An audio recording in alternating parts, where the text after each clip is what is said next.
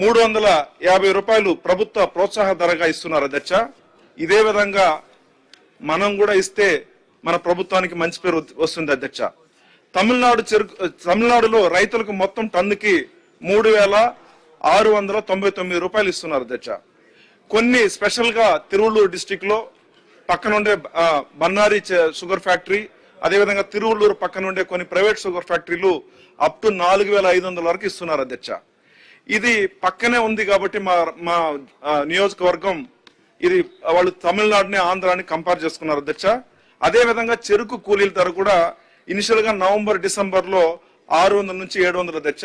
Peak period లో వచ్చినప్పుడు జనవరి ఫిబ్రవరిలో 1200 నుంచి 1400 రూపాయలు కూలీకే వెళ్ళిపోతుంది అధ్యక్ష. ఇట్లా మొత్తం సగం అమౌంట్ కూలీకే వెళ్ళిపోయినప్పుడు రైతులు నష్టపోతున్నారు అధ్యక్ష. సో కాబట్టి సరిహద్దు ప్రాంతం కాబట్టి వాళ్ళు తమిళనాడు ధర ప్రభావం రైతులపైన పడడం వల్ల కొద్దిగా అన్హ్యాపీగా ఉన్నారు. కాబట్టి దయచేసి ఆంధ్రప్రదేశ్ ప్రభుత్వం కూడా తమిళనాడు లాగానే మన చెరుకు రైతుని ఆదుకోవాలని, తద్వారా మిమ్మల్ని గౌరవనీయ ముఖ్యమంత్రి గారిని అదేవిధంగా మన అగ్రికల్చర్ మినిస్టర్ గారిని ప్రత్యేకంగా రిక్వెస్ట్ చేసి మా చెరుకు రైతులకు న్యాయం చేయాలని చెప్పి నేను ప్రత్యేకంగా కోరుకున్నాను అధ్యక్ష. ధన్యవాదాలు. బొగ్గు రామమూర్తి గారు. అధ్యక్ష, మాకు ఊంసుధార అనేది ఉంది అధ్యక్ష. దానిపైన గొట్ట బ్యారేజ్ ఉంది. అది నిర్మాణం జరిగి సుమారు 70 సంవత్సరాలు అయిపోయింది. ఎడమ కాలువ ద్వారా రైతాంగాన్ని నీరు అందించాలి. అది నర్సనపేట, టెక్కలి, పలాస కాన్స్టిట్యున్సీలకు వెళ్తుంది అధ్యక్ష. దాంట్లో మేజర్ సుమారు 67,000 ఎకరాలు ఒక్క నర్సనపేట నియోజకవర్గం అధ్యక్ష. అయితే ఆ కాలువ మోడరైజేషన్ జరగకపోవడం వలన చివరి వరకు నీరు వెళ్ళడం లేదు. ఎక్కువ నీరు అయితే మా పొలాలు ముంపుకు గురవుతున్నాయి అధ్యక్ష. అది మోడరైజేషన్ చేయడానికి ప్రత్యేకమైన దృష్టి కేంద్రీకరించాలి.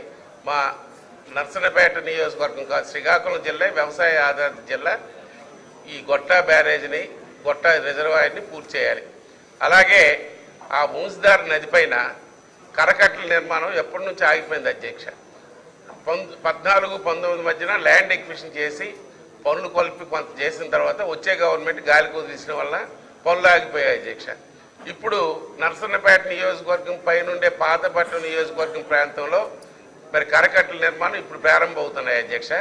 ఈ దిగువ కలిపి కరకట్టల నిర్మాణం జరగకపోతే ఫ్లడ్స్ వచ్చినప్పుడు ఇన్నాళ్ళు మొత్తం స్ప్రెడ్ అయిపోయింది. మొదటి పాతపట్నం దగ్గర పొలాల మీద పడితే తర్వాత మా పొలాల మీద పడేవి, మొత్తం స్ప్రెడ్ అయ్యేది. ఇప్పుడు పైభాగం ఈ కరకట్టల నిర్మాణం జరిగితే కింద కరకట్టల నిర్మాణం జరగకపోతే మా గ్రామాలు దెబ్బతింటాయి, పంట పొలాలు దెబ్బతింటాయి. ఇది మీ ద్వారా ప్రభుత్వానికి కరకట్టల నిర్మాణం, అలాగే మోడరైజేషన్, ఎడమ కాలువ మోడరైజేషన్, మరి గొట్టా బ్యారేజీ పరిరక్షణ ఈ కార్యక్రమాన్ని ప్రథమ ప్రాధాన్యత ఇచ్చి మా శ్రీకాకుళం జిల్లాని, ముఖ్యంగా మా నర్సంపేట నియోజకవర్గాన్ని ప్రధానికాన్ని ఆదుకుంటారు. అలాగే నేను కలిపి ఒక చెరుకు రైతు అధ్యక్ష. మరి చెరుకు గురించి ఇద్దరు చెప్పారు కాబట్టి నేను మరి చెప్పడానికి నిర్ణయించలేదు, కానీ గౌరవ మంత్రి గారు, అగ్రికల్చర్ మినిస్టర్ గారు కలిపి ఉన్నారు. చెరుకు రైతులను ఆదుకోవాల్సిన అవసరం ఎంతైనా ఉంది. కారణం చెరుకు రైతులను ఆదుకోకపోతే ఒక పక్క కూలీలు కొరత, చాలా మంది చెరుకు తీసేస్తే ఫ్యాక్టరీలు కలిపి మూతపడతాయి అధ్యక్ష. గౌరవ సభ్యులు ఇద్దరు చెప్పారు కాబట్టి నేను దాని గురించి చెప్పడానికి లేదు. భాష్యం ప్రవీణ్ గారు. మాది ఇంక పట్టుకోవడానికి సిద్ధంగా ఉంది. ధన్యవాదాలు అధ్యక్ష. మా పెదకూరపాడు నియోజకవర్గంలో బెల్లంకొండ మండలం ఎమ్మాజీగూడెం అనే విలేజ్ ఉంది అధ్యక్ష. దాన్ని R&R ప్యాకేజ్ కోసం దాని గురించి మాట్లాడుతున్నాను అధ్యక్ష. 2004లో మొదటిసారిగా ఇది పులిచింతల ముంపు గ్రామంగా ప్రకటించారు. 2009లో గవర్నమెంట్ ఆ యొక్క గ్రామాన్ని ఖాళీ చేయించడం జరిగింది అధ్యక్ష. 2010లో జీవో నెంబర్ 27 ఇచ్చి R&R నామ్ సర్వేయం ద్వారా కొంత సెటిల్మెంట్ వాళ్ళకి ఇవ్వడం కోసం ఒప్పందం కుదిరింది అధ్యక్ష. ఆ తర్వాత 2015లో కొంతమందికి అమౌంట్స్ ఇవ్వడం జరిగింది. 2016లో 247 మందిని అక్కడ బాధితులు గుర్తించి వారికి ఒక్కొక్కరికి 10 లక్షల రూపాయల చొప్పున ఇవ్వడానికి ప్రభుత్వం ఒప్పుకుంది అధ్యక్ష 2016వ సంవత్సరంలో. కానీ ఈ రోజు వారికి ఎటువంటి ఇది చేరలేదు అధ్యక్ష. దానికి సంబంధించి తర్వాత వచ్చిన ప్రభుత్వం ఆ ఫైల్ని కోల్డ్ స్టోరేజ్లో పడేయటం, వారికి ఎటువంటి ఒక్క రూపాయి కూడా అందకపోవడం జరిగింది అధ్యక్ష.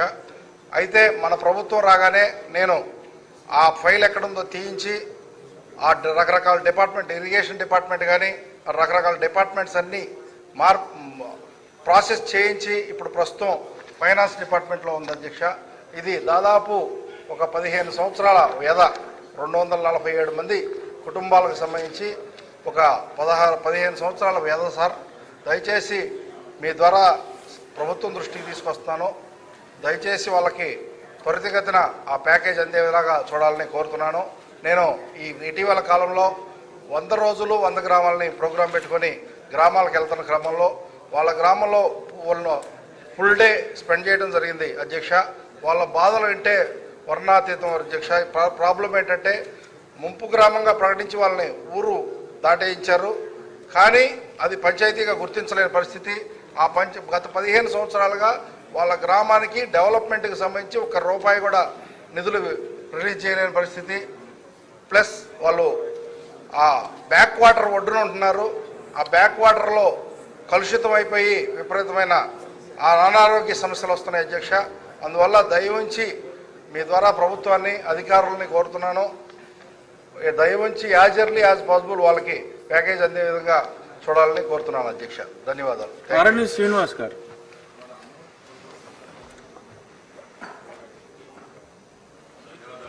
247 మందికి సంబంధించిన కదా 16 సంవత్సరాల నుంచి డబ్బులు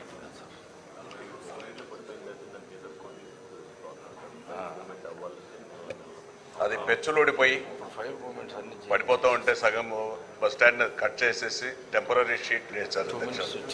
మిగతా సగం కూడా శిథిలావస్థలో ఉంది. ఇది మన గౌరవ ముఖ్యమంత్రి గారు 2014-18 కాలంలో 2018లో కేంద్ర ప్రభుత్వానికి నేషనల్ రహదారులు భవనముల శాఖ మంత్రి గడ్కరీకి ప్రధానమంత్రికి లేఖ రాసి ఇంటర్నేషనల్ బస్ స్టాండ్ తిరుపతిలో నిర్మించాలని మన ముఖ్యమంత్రి గారు కోరారు అధ్యక్ష 2018లో. 19 నుంచి 24లో దాని గురించి పట్టించుకోలేదు అధ్యక్ష. గత ప్రభుత్వం జగన్మోహన్ రెడ్డి గారు నీరుగా వచ్చాడు అధ్యక్ష. మరలా మన ఎన్డీఏ కూటమి ప్రభుత్వం వచ్చిన తర్వాత మన ముఖ్యమంత్రి గారు దానిపైన ప్రత్యేక శ్రద్ధ తీసుకొని దానిపైన కేంద్ర మంత్రికి మరలా చర్చించి లెటర్లు రాసి అప్రూవల్ తీసుకొని ఇప్పుడు ఒక అప్రూవల్ స్టేజ్ ఉంది అధ్యక్ష. మన మంత్రివర్యులు కూడా R&B రహదారుల భవనాల మంత్రివర్యులు కూడా దీనిపైన ఫాలో అప్ చేస్తున్నారు అధ్యక్ష. అది త్వరితగతిన పూర్తి చేస్తే అది తిరుపతిలో నివాసుల ప్రయాణికులకు, యాత్రికులకు, ఇటు ఒక పక్క రైల్వే స్టేషన్ ఒక 100 మీటర్లు ఉంది, విష్ణు నివాసం, శ్రీనివాసం 50 నుంచి 100 మీటర్లు ఉన్నాయి, చాలా అనువు ఉన్నాయి, హోటల్స్ అంతా ఉన్నాయి. ఇవన్నీ చాలా ఇంపార్టెంట్ అధ్యక్ష ఈ బస్ స్టాండ్. దీని కేంద్ర ప్రభుత్వంతో చర్చించి మరొకసారి మీ ద్వారా మన ముఖ్యమంత్రి గారు NHML నేషనల్ మేనేజ్మెంట్ లాజిస్టిక్ దీంట్లో పెట్టి EPC కింద పెట్టాలని దాదాపు 500 కోట్లతో ప్రతిపాదనలు గత సంవత్సరం రోజులుగా ఫాలో అప్ చేస్తున్నాం అధ్యక్ష. 500 కోట్లతో నేషనల్ హైవే అధ్యక్ష. నేషనల్ హైవే డిజైన్స్, డ్రాయింగ్స్ అన్ని ఎస్టిమేషన్ ఎంత సార్? బస్ స్టాండ్ వరకు ఎంత? బస్ స్టాండ్ అది ఇంటర్నేషనల్ స్టాండర్డ్స్ తో చేపిస్తున్నారు అధ్యక్ష మన ముఖ్యమంత్రి గారి ఆలోచన విధానంతో. అది కొంచెం త్వరితగతిన చేపిస్తే బస్ స్టాండ్ శిథిలావస్థలో ఉంది, చెడ్డ పేరు వస్తూ ఉంది, పైచులోడి పడిపోతూ ఉంది అనేసి యాత్రికులు ఇబ్బందులు పడుతున్నారు. చాలా అవసరం అధ్యక్ష. రోజు లక్షలాది మంది యాత్రికులు ఆ బస్ స్టాండ్లో దిగుతున్నారు. రైల్వే స్టేషన్ల నుంచి ఆ బస్ స్టాండ్ నుంచి హోటల్స్, స్టే హోమ్స్ అన్నిటికీ చాలా కన్వీనియంట్గా ఉంది. ఆ బస్ స్టాండ్ మీ ద్వారా ప్రభుత్వానికి మన మంత్రివర్యులు R&B మంత్రివర్యులు వారికి ముఖ్యమంత్రి గారికి తెలియజేసి ఆ బస్ స్టాండ్ని నేషనల్ హైవే మేనేజ్మెంట్ లాజిస్టిక్ కింద తయారు చేయాలనేసి కూడా తెలియజేస్తున్నాను అధ్యక్ష. శ్రీమతి సత్యప్రభ గారు. 11 గంటలకు క్లోజ్ చేస్తాను.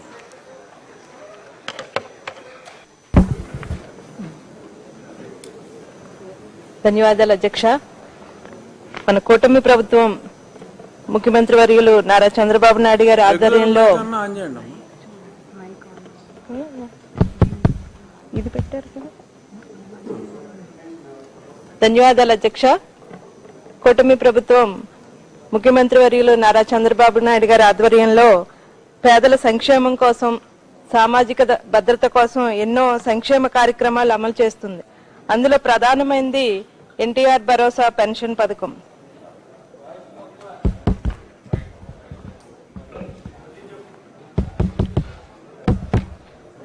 ధన్యవాదాలు అధ్యక్ష. ఓకేనా, వినపడిందమ్మా, అక్కడి నుంచి కంటిన్యూ చేయండి.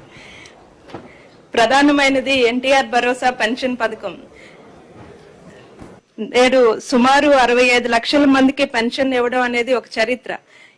ఎన్నో లక్షల మందికి ఇది జీవనోపాధి కూడా మనం ఈ పెన్షన్ ద్వారా వారికి వృద్ధులకి ఇవ్వడం జరుగుతుంది.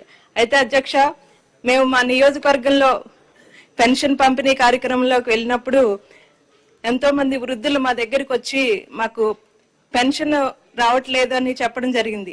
కారణం చూస్తే వారికి ఆధార్ కార్డులో 60 సంవత్సరాల కన్నా తక్కువ ఉండడం, 50 సంవత్సరాలు, 55. ప్రారంభంలో ఆధార్ కార్డులు వచ్చిన కొత్తలో వారికి అవగాహన లేకపోవడం వలన లేదా ఇతర కారణాల వలన వారికి ఆధార్ కార్డులో వయసు తక్కువగా ఉండి వృద్ధులుగా మిగిలిపోయారు.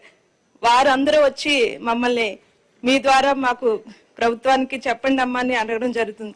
దీని మీద సదరు మంత్రి గారిని, ముఖ్యమంత్రి గారిని దీని మీద ఒక ప్రామాణిక తీసుకొచ్చి వారికి కూడా న్యాయం చేయాలి. మనం ఇదైతే ఈ పెన్షన్ అన్నది ఏర్పాటు చేశారో అందరి లబ్ధిదారులకు కూడా అందేలా చూడాలని ఈ సందర్భంగా మీ ద్వారా కోరుతున్నాను. ధన్యవాదాలు అధ్యక్ష.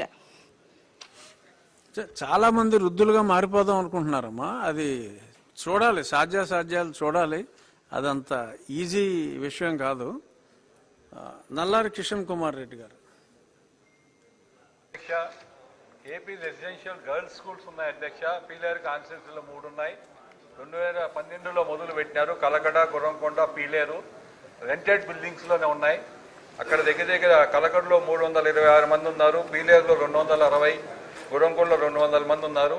మా రిక్వెస్ట్ గవర్నమెంట్ను, ముఖ్యమంత్రి గారు కూడా నిన్న మీటింగ్ ఉంటే రిప్రజెంటేషన్ ఇవ్వటం జరిగింది. మా రిక్వెస్ట్ ఆ బిల్డింగ్స్ 3 శాంక్షన్ చేసి 2012 నుంచి రెంటెడ్ బిల్డింగ్స్లో ఉన్నాయి. ల్యాండ్ కూడా డొనేషన్ చేయటం జరిగింది. కలకడలో దగ్గర 2 కోట్ల రూపాయల ల్యాండ్ కూడా అక్కడ కొంతమంది రైతులు ఇవ్వటం జరిగింది. మా రిక్వెస్ట్ గవర్నమెంట్కు ఈ 3 Gurramkonda, Kalakada, Pileru residential schools buildings కట్టాలని ఈ ప్రభుత్వాన్ని కోరుకుంటున్నాం మీ ద్వారా అధ్యక్ష. Thank you. బోల్శెట్టి శ్రీనివాస్ గారు.